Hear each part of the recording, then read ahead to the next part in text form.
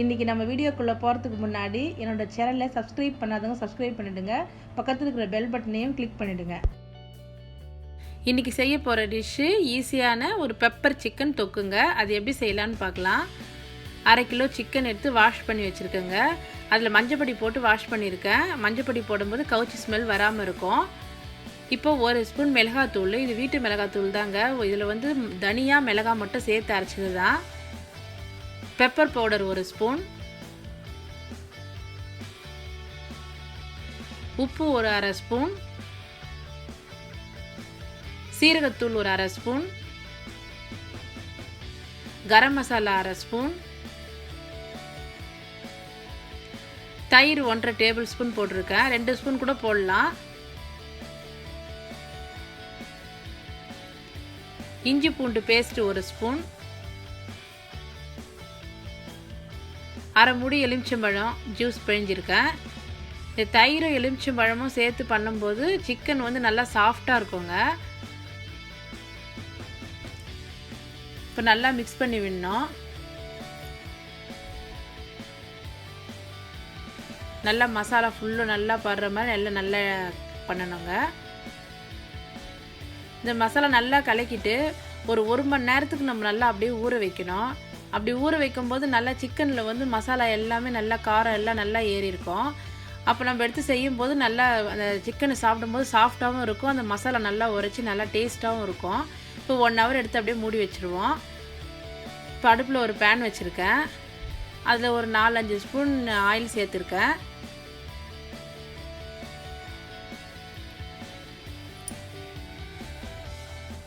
இப்போ எண்ணெய் சூடு ஏறினோடனே பிரிஞ்சி இலை, பட்டை, லவங்கம், ஏலக்காய், கிராம்பு எல்லாமே சேர்த்துருக்கேன். இப்போ நல்லா அது வெடித்த உடனே சோம்பு ஒரு 1/2 டேபிள் ஸ்பூன் போட்டு செவந்து வந்த உடனே ஒரு 2 வெங்காயம் கட் பண்ணி வச்சுருந்தேன், அதையும் அதில் சேர்த்துருக்கேன். ஒரு 3 காஞ்ச மிளகாய் அதையும் போட்டு நல்லா வதக்கணும்.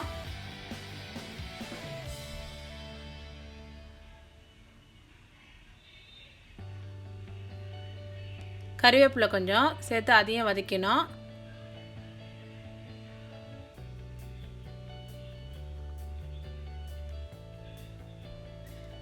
நல்லா ஒரு 2 நிமிஷம் வதக்கி விடணுங்க வெங்காயத்தை.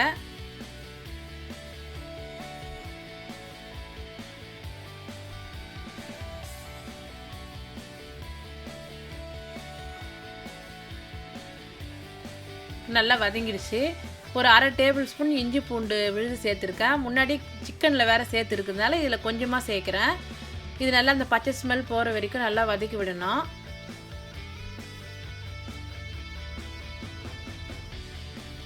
ஒரு 2 தக்காளி கட் பண்ணி வச்சுருக்கேன், அதையும் போட்டு நல்லா வதக்கணும். நல்லா ஒரு பேஸ்ட்டாக ஆகிற அளவுக்கு வதங்கணும். இது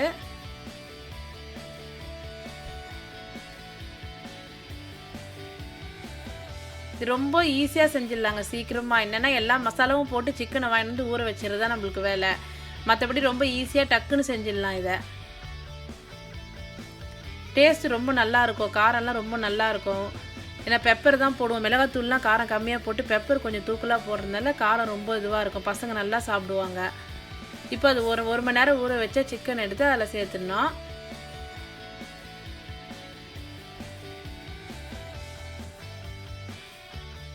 பாருங்கள் நல்லா மசாலாலாம் ஊறி இருக்கு பாருங்கள் நல்லா. இதில்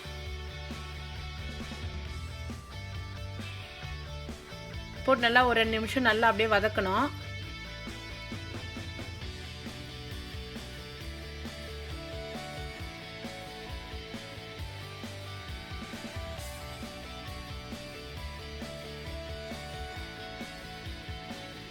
நல்லா எண்ணெயில் வதக்கும் போது அந்த மிளகாத்தூள் ஸ்மெல்லாம் போயிடும். உப்பு கொஞ்சமாக சேர்க்குறேன், முன்னாடியே சேர்த்துருக்கிறதுனால இப்போ கொஞ்சமாக ஒரு 1/4 டேபிள் ஸ்பூன் சேர்த்துருக்கேன். உப்பு பார்த்து சேர்த்துக்கோங்க.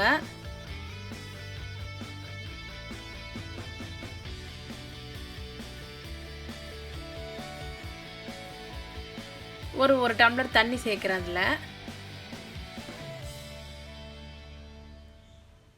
நான் வந்து தொக்கு மாதிரி கொஞ்சம் இப்போ பண்ணுறேங்க. இது கொஞ்சம் நல்லா உங்களுக்கு கிரேவி மாதிரி வேணுன்னா கொஞ்சம் தண்ணி கூட விட்டுக்கலாம் நீங்கள்.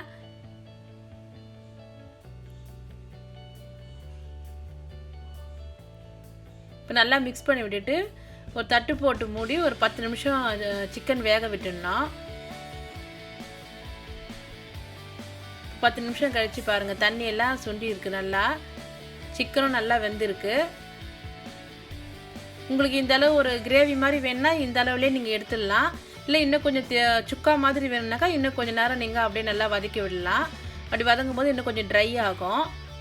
இது வந்து சாம்பார் சாதம், ரசம் சாதம், தோசை, இட்லி எல்லாத்துக்குமே தொட்டு சாப்பிட்லாங்க. சப்பாத்தி எல்லாத்துக்கும் தொட்டு சாப்பிட்லாம். தயிர் சாதத்துக்கு கலக்கலாக இருக்கும். இப்போ இறக்கும் போது ஒரு 1/2 டேபிள் ஸ்பூன் பெப்பர் பவுடர் சேர்க்குறேன். நீங்கள் மிளகாத்தூள் இன்னும் கூட கம்மி பண்ணிட்டு கூட பெப்பர் அதிகமாக சேர்க்குறதுனாலும் சேர்த்துக்கலாம். நல்லா ஒரு 30 செகண்ட் அப்படியே மிக்ஸ் பண்ணி விட்டுடணும். இப்போ சிக்கன் நல்லா வெந்துடுச்சு பாருங்கள், அந்த எண்ணெய்லாம் கசிஞ்சு எப்படி வருது பாருங்கள்.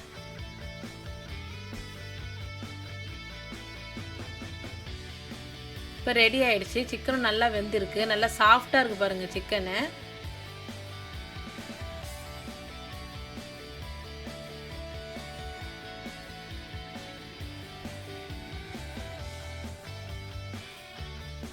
நல்லா பஞ்சு மாதிரி வெந்திருக்கு.